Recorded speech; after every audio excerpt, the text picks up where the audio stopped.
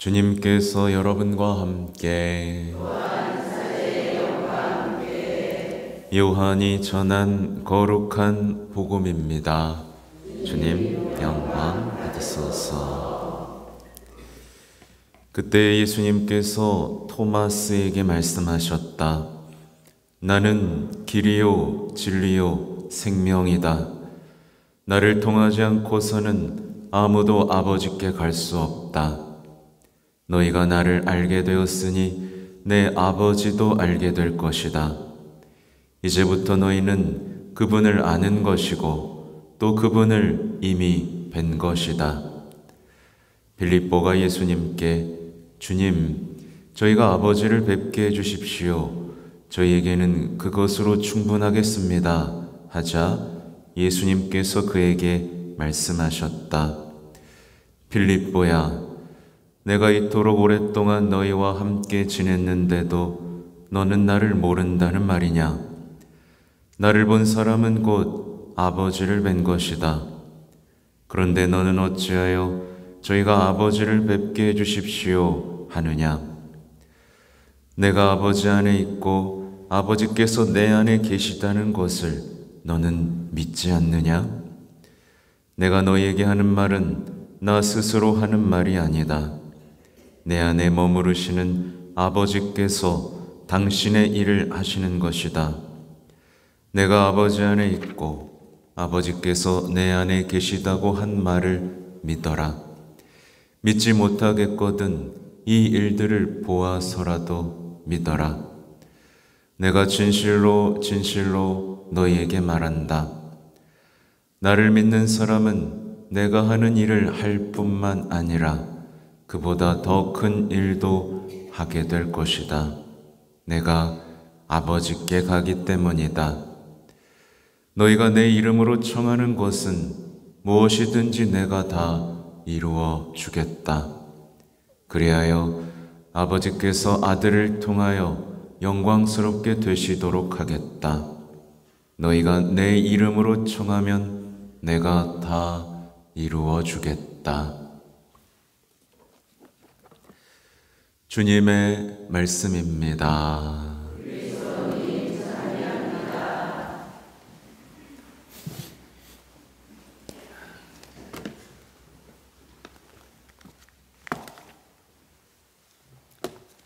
참 예수님.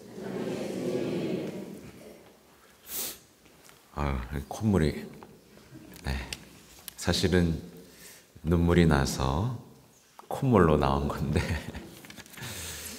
아무튼 요즘엔 이렇게 독서와 복음을 개인적으로 보고 있으면 참 이렇게나 감동적이고 아름다운 복음들 왜 더 빨리 느끼지 못했을까라는 후회들을 좀 많이 합니다. 이상하게 요즘은 물론 이상한 건 아니죠. 애도 기간이어서 그렇겠지만 괜히 눈물도 많이 나고 괜히 슬퍼지기도 합니다.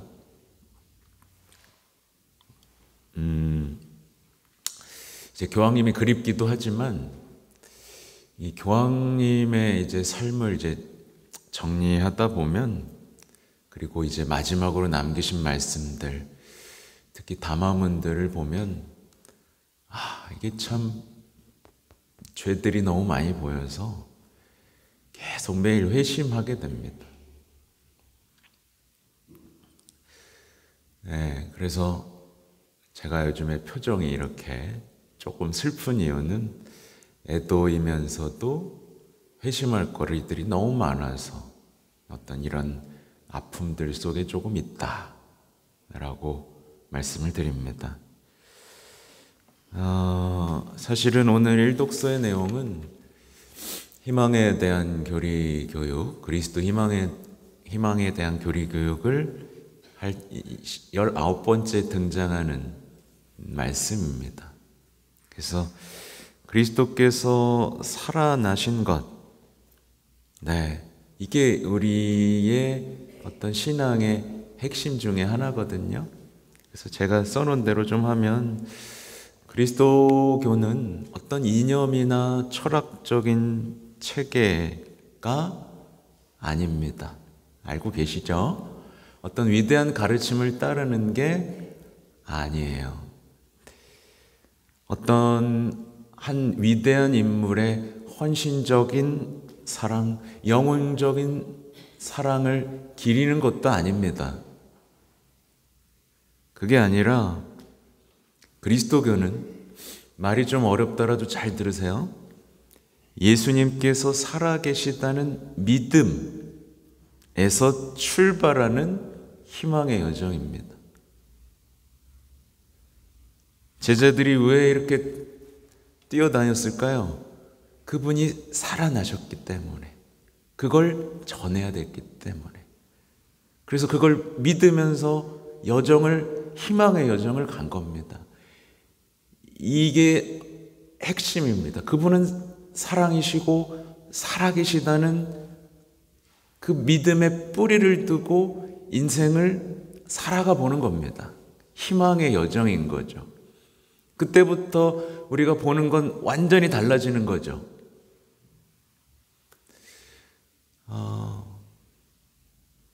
누구라고 말을 못하겠지만, 요즘에 그렇습니다. 제가 이제 사람들을 만나면 요즘 자주 하는 말이 있습니다. 뭐냐면, 이 아름다운 신앙의 이야기들이, 그 신앙의 불꽃이요, 희망의 불꽃, 믿음의 불꽃이 지금 세상에 가만히 있으면 어떻게 되죠? 이 세속화의 거대한 파도와 바람 앞에 그냥 사라져 버립니다. 근데 이 상황에서 이 불을 꺼뜨리지 않는 방법이 있어요. 우리가 제자들이 했던, 그분은 살아계시다, 그분은 사랑이시다라는 것을 증거하고 선포하는 희망의 여정을 내 삶에서 어떻게든 이루어갈 때 그 불은 꺼지지가 않습니다. 어떤 사람이 하느님은 사랑이시고 그리스도는 살아계시다는 이 복음의 기쁨을 온 삶으로 선포하는 사도가 될 때 일어나는 일이 있습니다. 바로 성모님에 대한 신심이 깊어집니다. 이 사도들의 모후가 그래서 나오는 거죠. 어떤 사람이 정말 복음의 기쁨, 사랑의 기쁨을 선포하는 삶을 시도하기 시작할 때 반드시 따라오는 것이 성모님께 대한 신심입니다. 교황님이 마지막 선물로 바로 그걸 보여주셨죠.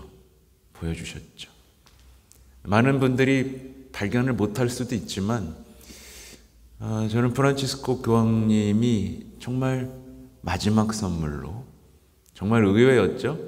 마지막 선물로 성모님 품에 안기셨다는 것, 이게 우리에게 남겨주는 메시지가 큽니다. 그래서 어제 교황님에 관한, 교황님의 성모신심 7가지를 나름대로 정리를 해봤습니다.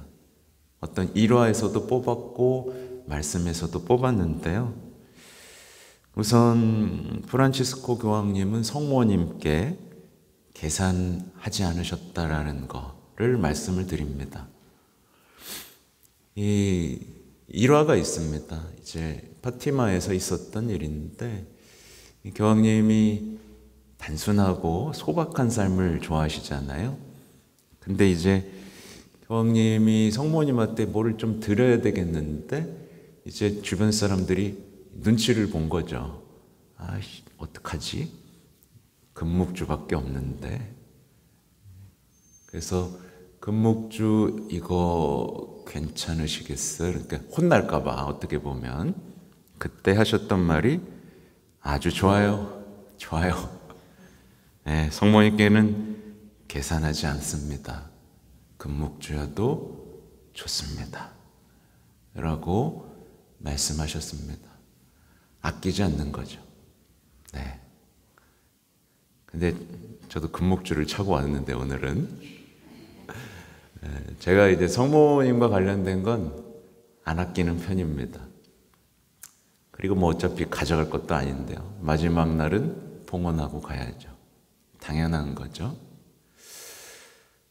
이게 교황님이 성모님께 가지셨던 태도입니다. 네. 뭐 예수님께는 더 안 아끼셨죠. 또 이 성모님에 대해서 또 두 번째는 뭐냐면 성모님을 기다리게 하지 않으셨어요. 이게 뭐냐면 이것도 파티마랑 관련이 있는 건데, 파티마 성모상이 베드로 광장에 도착했을 때 이제 교황님은 예상치 못한 행동들을 계속 하시곤 하셨는데, 이때 옆에 있던 사람을 끌고 성모상 앞으로 나아가셨다고 합니다. 그러면서 어서 와, 어서 와. 예, 성모님께는 우리가 다가가는 거야. 기다리게 하시면 안 돼. 라고 하면서 이제 마중을 달려나가셨다라는 일화가 있죠. 네. 그러니까 이런 것들을 보면 저도 지난 시간들의 후회들이 많이 됩니다. 네. 저도 이제 고작 사제된 지 아직 10년도 안 됐는데 그동안에 뭐 자비의 성화 많이 사랑하지 않았었고요. 파티마 성모님이 뭐 순례를 한다? 크게 관심 없었습니다. 네. 근데 이제 여러분은 안 그러죠? 계산하지 않고 먼저 다가가고 사랑을 표현하죠. 또 프란치스코 교황님께서는 여러분 모두 알다시피 어떤 사도적 여정을 떠날 때, 돌아올 때 항상 로마 백성의 구원이신 요 옆에 있는 성모상 앞에서 기도하셨고, 결국 그 성모상 앞에서 잠들기를 원하셨는데 이런 말씀을 하신 바가 있어요. 하나님께서는 성모님 없이는 하지 않으셨습니다. 우리가 성모님을 필요로 하는 그 이상의 이유가 있습니다. 예수님 스스로 성모님을 우리에게 주셨습니다. 그냥 평범한 순간이 아니라 십자가 상에서 주셨습니다. 가장 사랑한 제자에게 이분이 내 어머니시다라고 말씀하셨습니다. 이는 모든 제자에게 하신 말씀입니다. 성모님은 선택사항이 아닙니다. 우리 삶 안에 받아들여야 합니다. 악을 이기시고 선의 길로 인도하시며 자녀들 사이에 일치를 가져다 주고 자비심을 가르치시는 평화의 모이십니다. 굉장히 강하게 말씀하셨습니다. 네 번째는 프란치스코 교황님은 성모님이 필요 없다, 예수님만으로 충분하다라고 생각하는 이들을 가엾이 여기셨습니다. 이것도 일화죠. 정말 신학자였나? 아무튼 예수님에 대해서 정말 잘 설명할 줄 알고 이야기할 줄 아는 사람이 성모신심에 대해서 물었더니 저는 이제 예수님을 충분히 알고 있기 때문에 이제는 성모님이 그닥 필요하지 않아요 라고 말했을 때 교황님이 갑자기 그냥 툭 튀어나와서 하는 말이 아이고 가엾은 고아들 이라고 말씀하셨습니다. 저는 제가 볼 때도 가엾습니다. 성모님을 모르는 어떤 신자, 사제든 누구든 가엾다라는 생각을 합니다. 제가 얼마나 가여웠는지를 알기 때문에 그렇죠.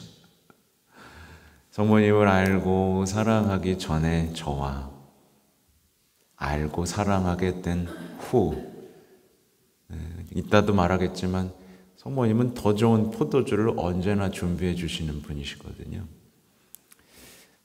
다섯 번째는 제가 가장 감사하는 부분 중에 하나인데, 이 성모신심이라는 이제 대중신심이라는 게 있죠. 대중신심 안에 살아있는 성모님의 자리를 되찾아 주셨다는 게 저는 제일 감사합니다. 이건 어떤 교황님도 해주지 않으셨다고 저는 생각하는데 요한 바올 2세 교황님조차도 못하신 부분이라고 저는 생각합니다. 사실은 우리나라에서 많이 벌어지는 일이죠. 대중신심, 성모신심에 대해서 권장하고 아름다운 얘기들을 하고 우리의 삶과 문화 속에 뿌리 내릴 수 있도록 한 게 아니라 그동안 해왔던 얘기는 올바른 성모신심은 이것입니다. 이렇게 하면 안 됩니다. 라는 말로 우리 대중신심에 찬물을 끼얹었어요. 근데 교황님께서는 신앙이 언제나 문화적으로 우리 삶 속에서 피어나야 되고 우리 일상의 어려움, 특히나 세속화, 현세주의에 맞서서 사람들 각자의 마음과 가정과 삶과 본당에서 살아 숨쉬는 방식으로 표현되어야 한다라고 말씀을 하셨습니다. 우린 그걸 지금 못하고 있는 거예요. 그걸 못하고 있어요. 제가 이제 성지순례를 가면서 느끼는 건 그들은 그냥 삶에 살아 숨쉽니다. 성모님이 살아 숨쉬어요. 네, 살아 숨쉽니다. 그러면서 자서전에서 이런 얘기를 나누셨어요. 대중신심은 한 백성의 기억이 피어나는 것과 같습니다. 이러한 영성을 평가절하하고 그리스도인의 삶의 부차적인 형태로 폄하하는 것은 성령의 활동에 우선권을 주지 않고 하나님 사랑의 무한하심을 망각하는 형태입니다. 무시하지 마라. 빈민촌 사제들, 곧 가장 서민적인 지역에서 주민들의 삶과 노동을 함께 나누며 고통받는 이들, 그리고 존엄성과 권리를 짓밟힌 이들 곁에서 복음을 구체적으로 살아가는 기쁨을 누리는 사제들은 이 대중신심을 결코 장애물로 보지 않습니다. 오히려 신학의 자리요 해방과 변화를 위한 도약대로 여깁니다. 그러니까 함께 살아가는 사람들에게는 이 성모신심, 또 자비의 신심, 성심에 대한 신심 이런 것들이 얼마나 소중한지를 아는데 그렇지 않을 때 이것을 폄하하게 된다라는, 그러면서 대중신심의 자리들을 계속 가지셨다라는 겁니다. 이게 지금 대한민국에 필요한 것이다. 여섯 번째는 프란치스코 교황님께서는 그리스도, 예수님과 성모님을 함께 생각하는 것을 아주 당연하게 여기셨습니다. 그래서 이렇게 말씀하셨어요. 마리아 없이는 복음이 삶으로 녹아들지 않고 왜곡되어 하나의 이념이나 영성적 이성주의로 전락하고 맙니다. 교황님의 유머러스한 말을 표현하자면 성모님이 없으면 어떤 여성성, 여성의 모성 이런 게 없으면 쉰내 나는 노총각들의 교회가 된다라는 어떤 표현인 거죠. 복음이 삶으로 녹아들어야 되는데 하나의 이념이나 어떤 영성적 이성주의 얼마나 메말라요. 그죠? 이것도 지금 대한민국에서 많이 벌어지는 일입니다. 성모 신심마저도 하나의 이성적 형태로, 성취적 형태로 왜곡되고 있는 거예요. 네. 엘리트주의가 성모 신심에도 끼어들고 있죠. 아까 지금 대중신심 말했지만 우리 삶 속에서 그냥 표현되면서 우리 삶을 그 성모의 밤, 어떤 그 밤 속에서도 성모님과 함께 이 신앙적인 희망의 꽃을 피울 수 있는 이 아름다운 여정으로 꽃 피어나야 될 것들이 그게 삶하고 결합되지 않고, 그러니까 묵주기도 신비를 묵상하면서 내 삶하고 연결되지 않는 현상들, 이런 것들. 아무튼 그러면서 안타까워하시면서 이렇게 덧붙이신 게 뭐냐면 완고한 태도는 분열을 낳고 자기 자신만 바라보며 매일의 삶 속에서 이단이 됩니다. 오늘날의 이단과 이교적인 믿음의 형태가 많이 벌어지고 있죠. 그것은 교회를 세상 속에서 살아가게 하는 대신 높은 자리에 자리 잡고 세상을 멀찍이 떨어져 우쭐대며 바라보는 요새나 성으로 만들어버립니다. 그래서 교황님이 초반에 유명하게 말씀하셨던 발코니에서 관망하지 말라 라고 말씀하셨잖아요. 그러니까 성모님이 신앙에서 얼마나 중요한지를 또 보여주시고, 마지막으로 교황님께서 7번째인데 그냥 7개만 찾았어요. 원래 5개 썼다가 이왕이면 7개를 찾아보자. 교황님께서는 이제 성모님과 함께 하는 원리에 대해서 좀 중요하게 생각을 하셨는데, 이게 뭐냐면 진정으로 필요한 것은 마리아 원리를 온전히 실현하는 것입니다. 이런 말씀을 하세요. 교회 안에서 이 마리아 원리는 베드로 원리보다 더 중요합니다. 마리아가 베드로보다 더 중요하며 여성의 신비성이 직무성보다 더 위대한 것입니다. 좀 어려운 얘기이기도 한데, 그래서 이때 하셨던, 그래서 제가 그 영향을 받아서 한 게 여기 여성 복사들입니다.